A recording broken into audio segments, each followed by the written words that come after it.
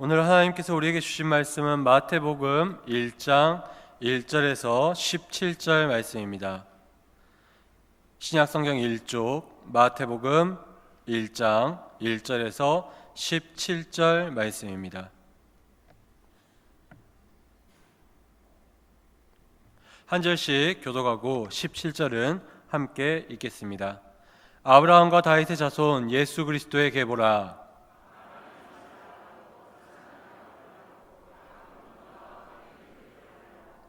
유다는 다말에게서 베레스와 세라를 낳고 베레스는 헤스론을 낳고 헤스론은 람을 낳고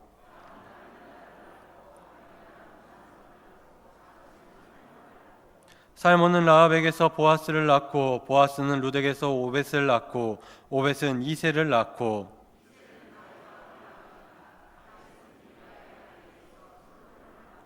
솔로몬은 르호보암을 낳고 르호보암은 아비야를 낳고 아비야는 아사를 낳고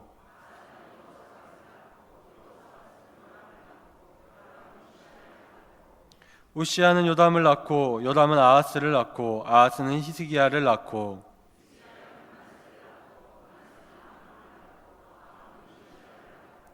바벨론으로 사로잡혀갈 때에 요시야는 여고나와 그의 형제들을 낳으니라.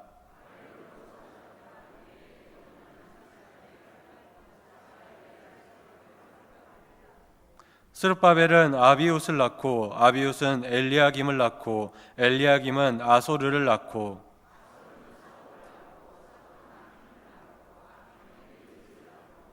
엘리웃은 엘르아살을 낳고 엘르아살은 mat단을 낳고 mat단은 야곱을 낳고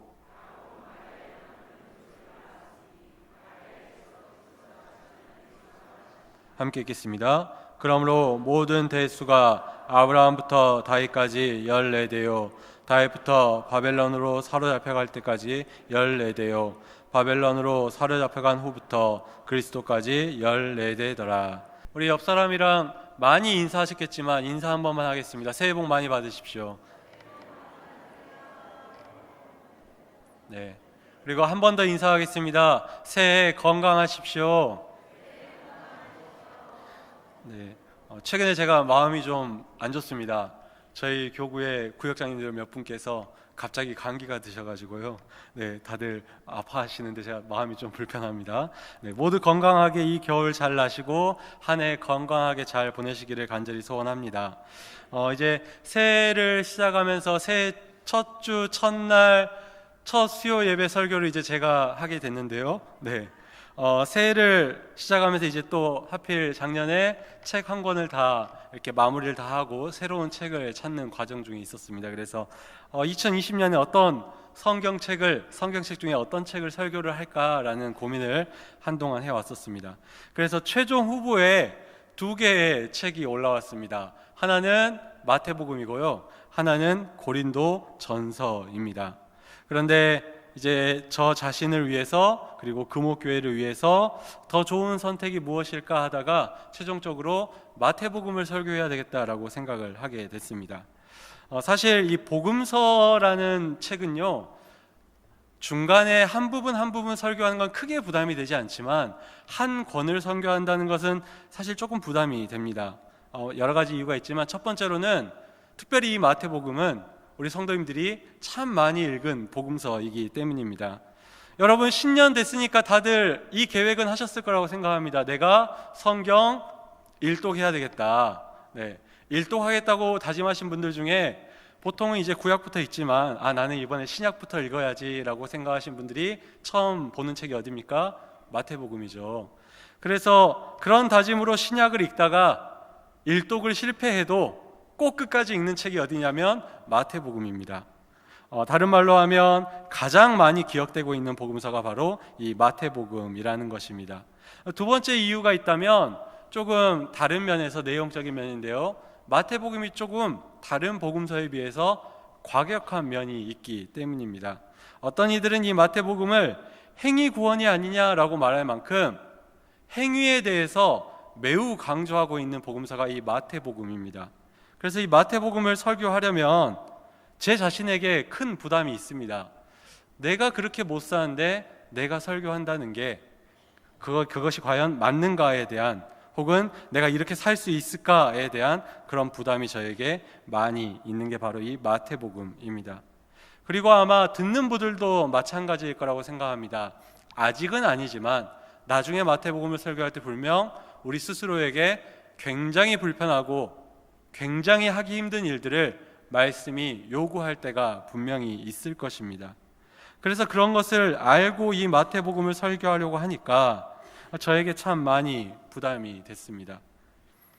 그런데 그런 고민 가운데 있다가 그래서 그러면 조금 쉬워 보이는, 쉽지는 않지만 상대적으로 쉬워 보이는 고린도전서를 설교할까라고 고민도 많이 했습니다. 그런데 고린도전서를 설교하는 게 더 수월해 보이지만 여러분이 아시다시피 제가 성격이 좀 이상합니다.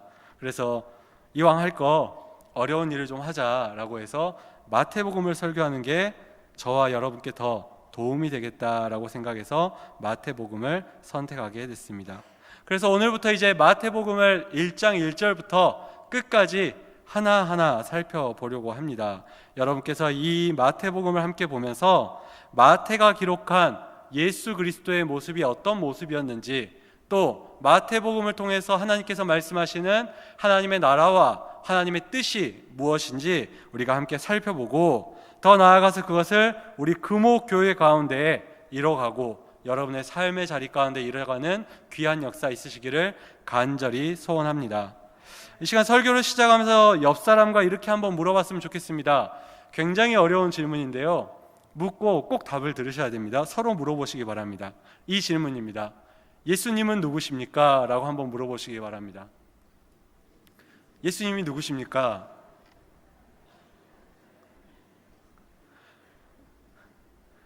예수님이 누구십니까? 네. 매우 간단하면서도 막상 들으면 매우 부담이 되는 이 질문입니다. 아마 다양한 답변이 나왔을 것이다 라고 생각이 됩니다. 개인적인 경험에 의해서 예수님은 나에게 이런 분입니다 라고 고백하신 분도 계실 거고요, 아니면 성경책을 통해서 배웠던 공부나 혹은 우리 교회에서 들었던 설교를 통해서 예수님은 이런 분이십니다 라고 고백한 분들도 계실 것입니다. 제가 저한테까지 들리지 않아서 제가 일일이 듣지는 못했지만 아마 틀린 답을 말하신 분은 안 계실 것이다 라고 생각합니다. 틀린 답이라고 하면 대표적으로 이런 답입니다. 예수님은 누구십니까? 라고 물어보면 내가 예수님입니다. 이러면 틀린 답입니다. 혹은 예수님은 누구십니까? 라고 했을 때 이만희 님이 예수님이십니다. 이렇게 대답하면 틀린 답입니다. 이렇게 대답하면 문제가 좀 심각해지고요, 예배가 끝나고 저희 목회자들과 심층 면접이 좀 필요하다라고 생각이 됩니다. 혹시 내 옆에 있는 사람이 심층 면접이 좀 필요하다라고 생각되시면 헛기침을 2번 해주시기 바랍니다. 아무도 없으시죠? 그러면 괜찮습니다. 예수님이 누구신지를 우리가 물었을 때 우리 가운데서도 참 다양한 많은 대답들이 나오는 것을 우리가 보게 됩니다. 그런데 마찬가지로 성경도 예수님에 대해서 기록을 하고 있습니다. 특별히 이 4복음서, 4개의 복음서는 예수님의 삶에 대해서 자세히 기록하고 있는 게 이 복음서들인데요, 이 복음서들도 예수님에 대해서 이야기하고 있다, 그리고 예수님이 큰 틀에서 누구신지에 대해서는 다 똑같이 이야기를 합니다. 하지만 그 내용을 세세히 살펴보면 복음서마다 조금씩 다른 답을 하고 있는 것을 보게 됩니다. 그렇다고 해서 이 복음서가 맞다, 저 복음서가 틀리다라는 이야기는 아닙니다.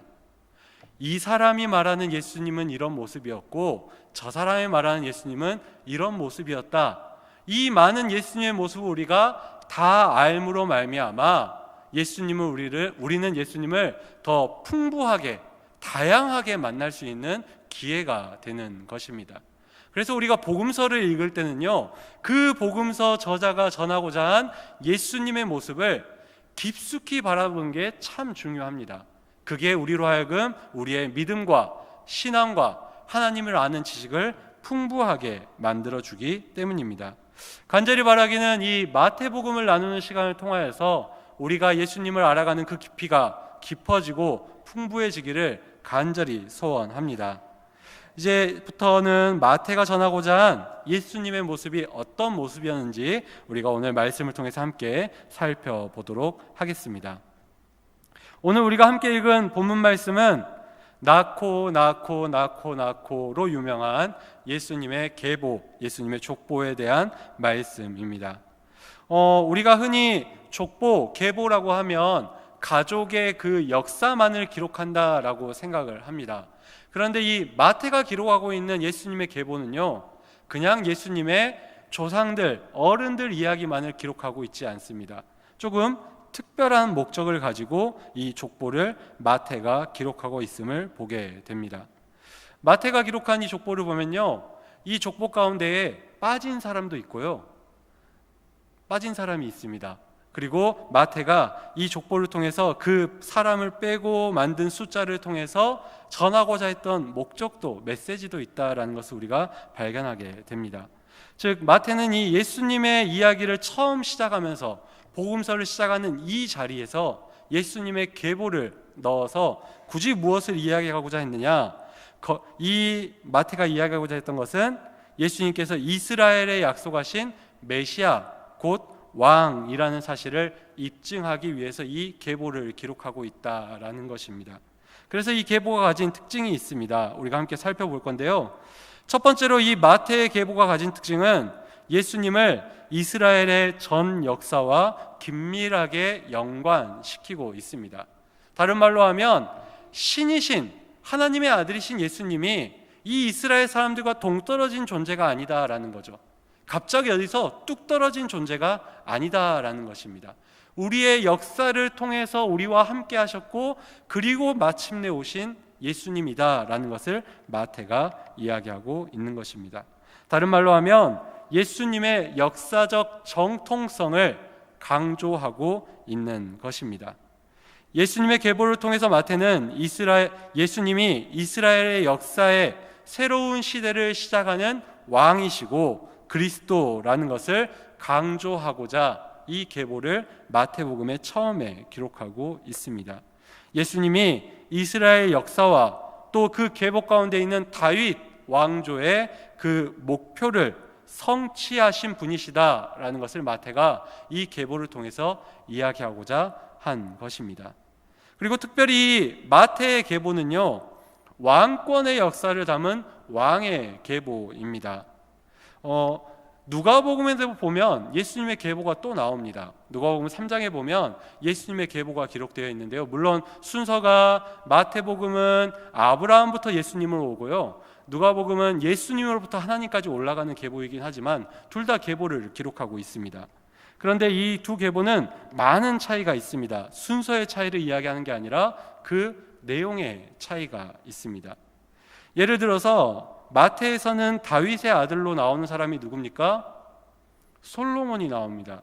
그런데 누가복음을 보면요, 다윗의 아들로 누가 나오냐면 나단을 기록하고 있습니다.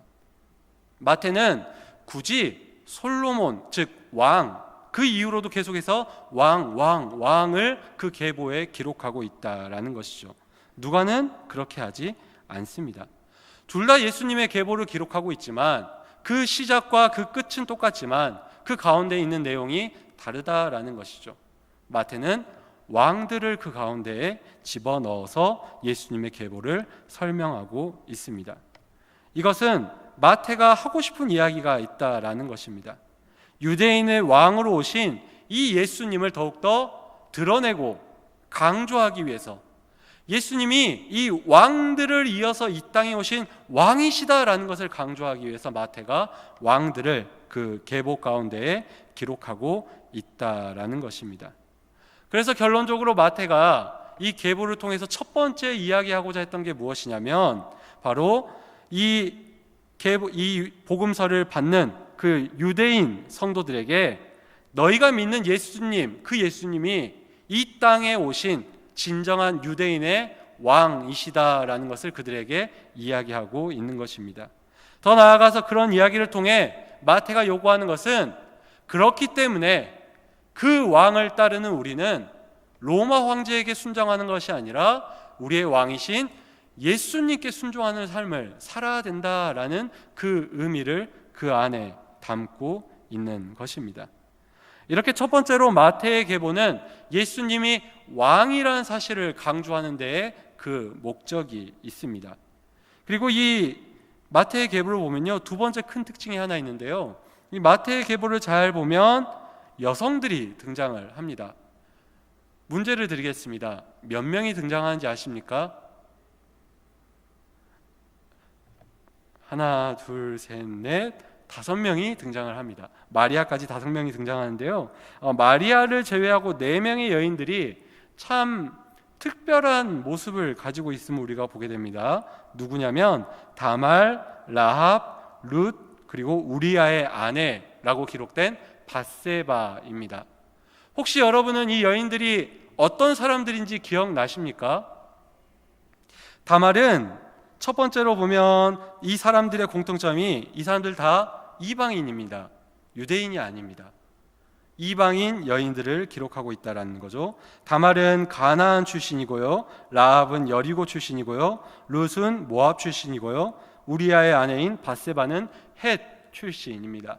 유대인 여성이 아니라 이방인 여성들을 기록하고 있습니다.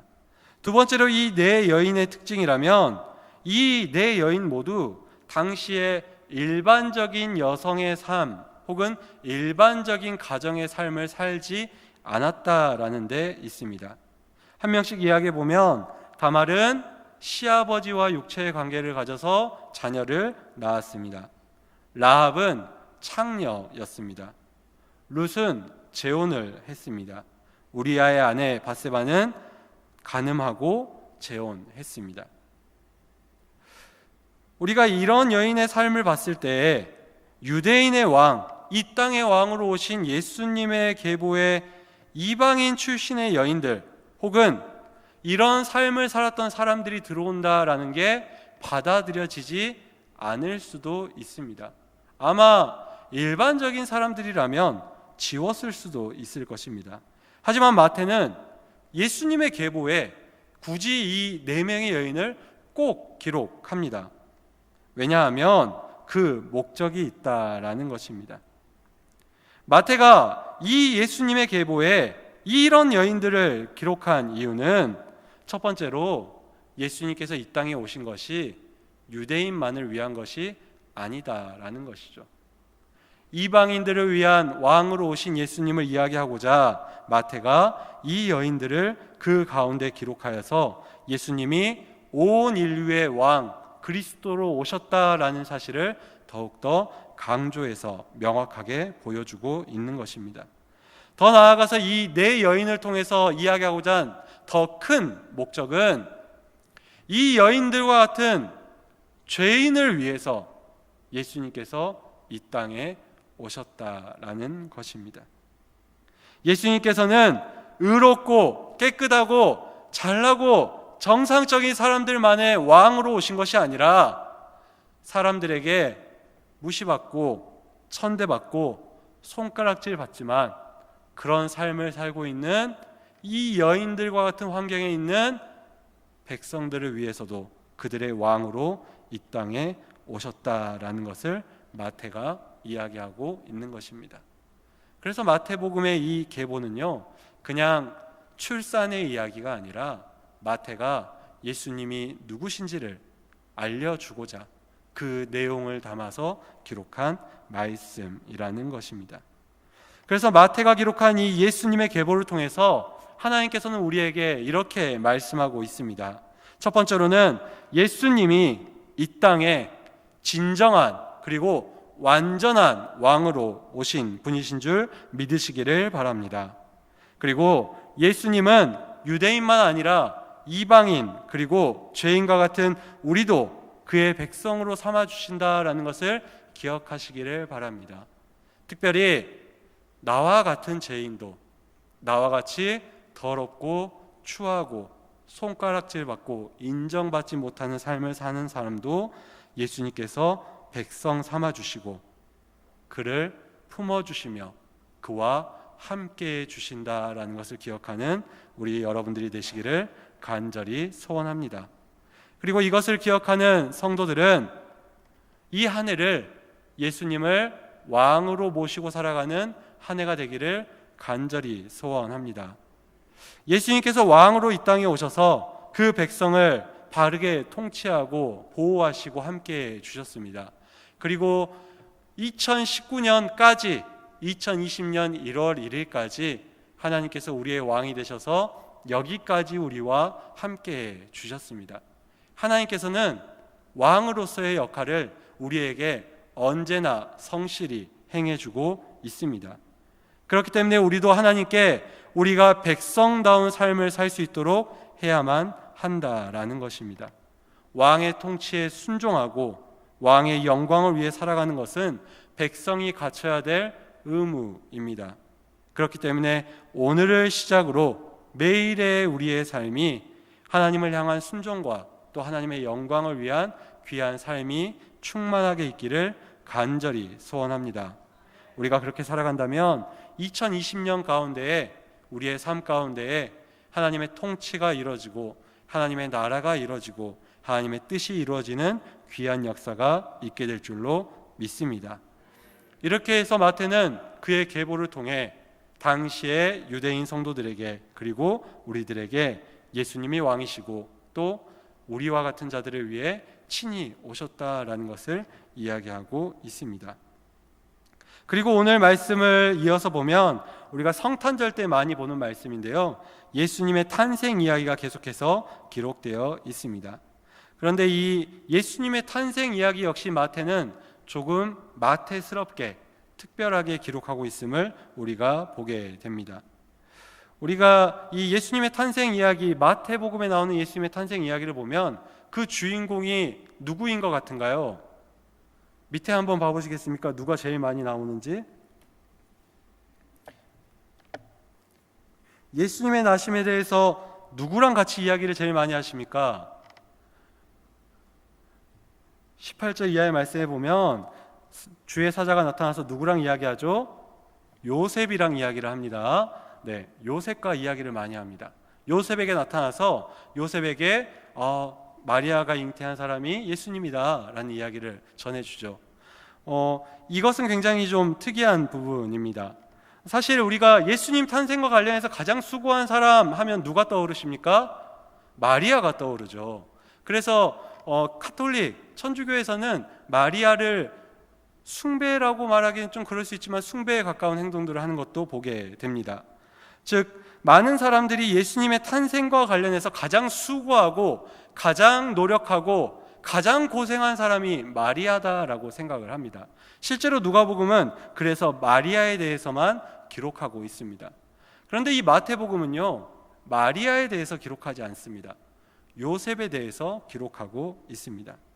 마태는 예수님의 탄생 이야기에 대해서 철저하게 요셉의 입장에서 모든 이야기를 전개해 나가고 있습니다. 즉 마리아도 예수님의 탄생에 중요한 역할을 감당했지만 요셉도 중요한 역할을 감당했다라는 것입니다. 먼저 이 요셉이 예수님의 탄생과 예수님의 삶에 있어서 했던 일이 무엇이냐?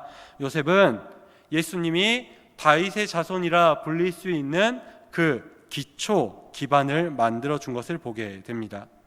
앞에 우리가 봤던 그 계보는요, 마리아의 계보가 아닙니다. 요셉의 계보입니다. 즉 요셉의 자녀로 예수님이 탄생했기 때문에 예수님께서 다윗의 계보 가운데에 탄생하게 된 것입니다.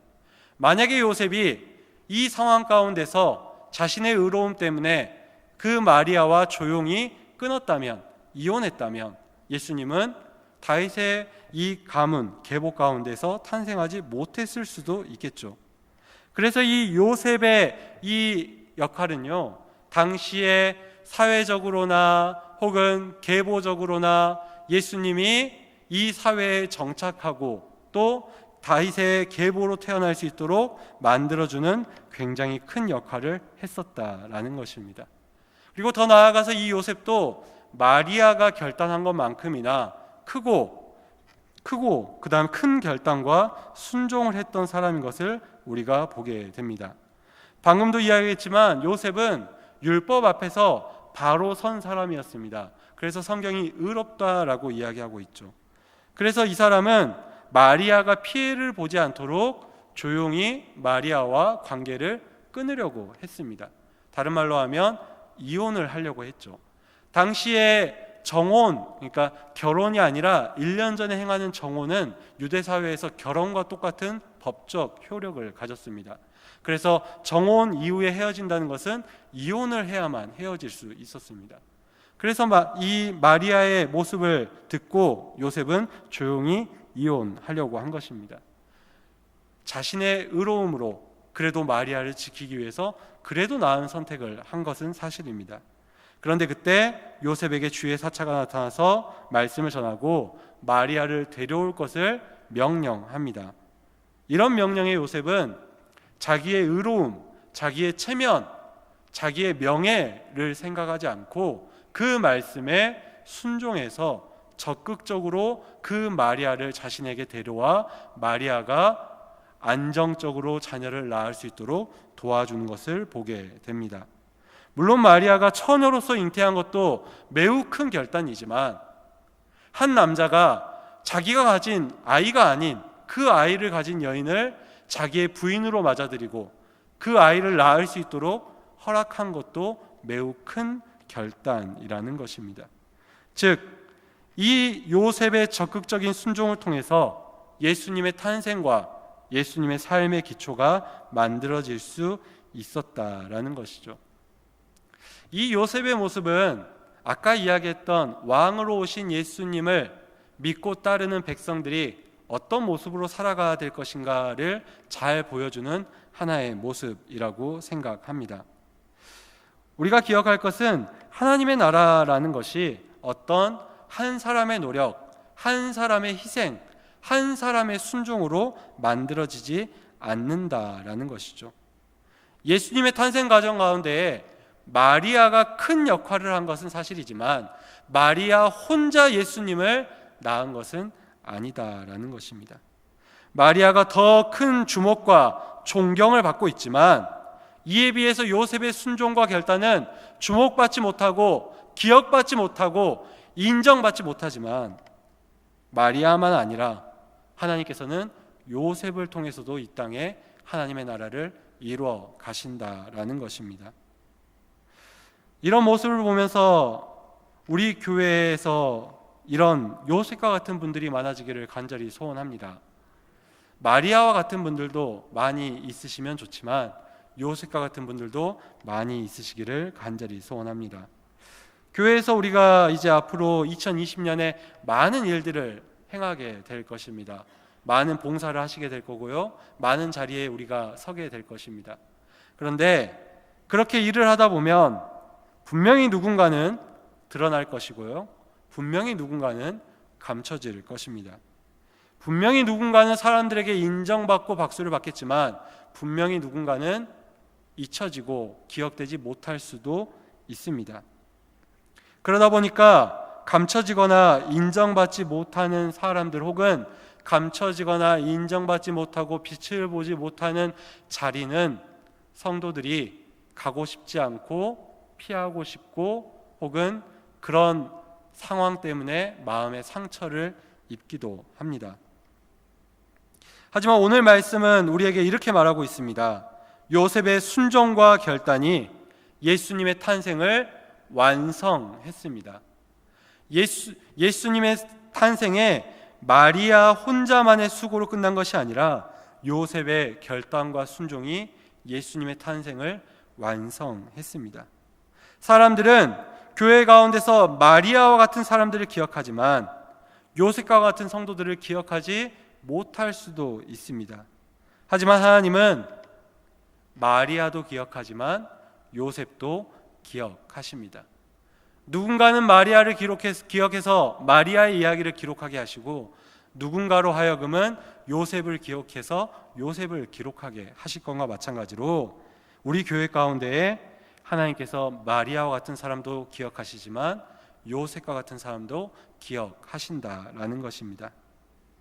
하나님께서는 요셉과 같은 성도를 기억하시고 그들을 사용하셔서 우리 교회를 완성하시고 이 땅에 하나님의 나라를 완성하시는 줄로 믿습니다. 그래서 바라기는 2020년 교회 가운데 우리가 봉사하고 수고할 때에 요셉과 같은 믿음으로 순종하는 우리의 모습 되기를 간절히 소원합니다. 그래서 내가 수고하고 봉사한 것을 누군가 몰라준다 할지라도, 누군가 인정하지 않는다 할지라도, 누가 박수 쳐주지 않는다 할지라도 하나님께서 기억하시고 또 하나님께서 누군가를 통해서는 기억하게 하신다라는 것을 기억하며 우리가 교회를 위해서 또 하나님의 나라를 위해서 함께 수고하고 봉사할 수 있는 우리 모든 성도님들 되기를 간절히 소원합니다. 말씀을 마치겠습니다. 제가 예전에 이제 목사님들하고 같이 독서 모임을 하면서 어떤 책을 하나 읽게 됐습니다. 그때 읽었던 책이 바로 유시민 작가가 쓴 어떻게 살 것인가라는 책입니다. 이 책을 이렇게 읽다 보니까 이 유시민 작가가 뭐라고 이야기하냐면요, 어떻게 살 것인가를 결정하기 위해서 선행되어야 하는 질문이 있다라는 것입니다. 그게 뭐냐면 어떻게 죽을 것인가라는 질문에 답을 하게 되면 내가 어떻게 살아갈지를 자연스럽게 결정할 수밖에 없다라는 것이죠. 그래서 이것이 그 사람으로 하여금 내 죽음을 더 성실하게 준비함으로 말미암아 내 삶을 더 아름답게 만들어가는 귀한 질문이 된다라고 이야기하는 것을 보게 됐습니다. 저는 맞는 말이라고 생각을 합니다. 그래서 오늘 제목을 예수님이 누구십니까? 라고 정했습니다. 왜냐하면 예수님이 누구신지를 성경을 통해서 다양하면서도 바르게 아는 것이 그리스도인인 우리가, 성도인 우리가, 예수님의 몸된 교회인 우리가 어떤 존재이며 또 어떻게 살아가야 하는지를 우리로 하여금 알게 하기 때문입니다. 오늘 본문은 예수님이 누구십니까? 라는 질문에 대해서 이렇게 이야기하고 있습니다. 예수님은 이 땅의 모든 것을 성취하기 위해 오신 그리스도 왕이라고 이야기하고 있습니다. 그렇다면 이제 우리는 누구입니까? 왕으로 오신 예수님을 따르는 그의 백성이 되는 여러분 되시기를 간절히 소원합니다. 바라기는 2020년을 살아가는 우리의 모습이 예수님을 왕으로 모시는 백성다운 삶, 예수님을 향해서 반기를 드는 나쁜 백성이 아니라 예수님의 좋은 백성다운 삶 사는 우리 성도님들 되기를 간절히 소원합니다. 이를 위해서 때로는 요셉과 같이 인간적인 의로움 앞에서 믿음의 결단을 해야 될 때도 분명히 있습니다. 내 기준에 맞지 않지만 순종해야 할 때도 있다라는 것입니다. 그리고 때로는 내가 그렇게 결단하고 순종했음에도 불구하고 아무도 기억 못 해줄 수도 있습니다. 그럼에도 불구하고 말씀에 적극적으로 순종함으로 이 땅에 하나님의 나라의 기초를 세워가는 우리 금옥교회 성도님들 되기를 간절히 소원합니다. 그렇게 할 때에 이 요셉이라는 사람이 처음에 순종할 때 예수님이 이런 일을 하실 것이다 라고 꿈꾸지 못했겠죠. 마찬가지입니다. 우리가 순종하며 나아갈 때에 우리가 꿈꾸지도 못했던 일들을 하나님께서 우리 금옥교회 가운데에 그리고 여러분의 삶의 자리 가운데에 이루어 주실 줄로 믿습니다. 그러한 기적 같은 일들, 기적 같은 교회, 기적 같은 삶, 그게 2020년 우리의 삶에 있기를 간절히 소원합니다. 기도하겠습니다. 하나님 아버지, 예수님께서는 이 땅 가운데에 우리의 왕으로 오셨습니다. 특별히 이방인이며 추악한 죄인인 우리 같은 자들을 위해서도 왕이 되어 친히 우리와 함께해 주심에 감사드립니다. 간절히 바라기는 2020년을 시작하며 또 앞으로를 살아가는 우리의 마음속에 예수님이 나의 왕이심을 항상 기억하며 살아가는 우리의 모습 되게 하여 주시옵소서. 더 나아가 그 예수님께 순종하며 나아가는 우리의 모습 되기를 소원합니다. 요셉과 같이 순종하며 나아갈 때 때로는 소외받고 때로는 잊혀지고 때로는 감춰진다 할지라도 하나님께서 아시고 또 하나님께서 누군가를 통해 알게 하실 것을 믿고 끝까지 순종하는 우리의 삶 되게 하여 주시옵소서.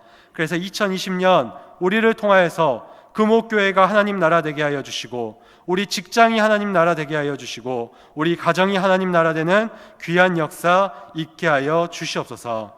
모든 영광 아버지께 올려드리며 예수님의 이름으로 기도합니다.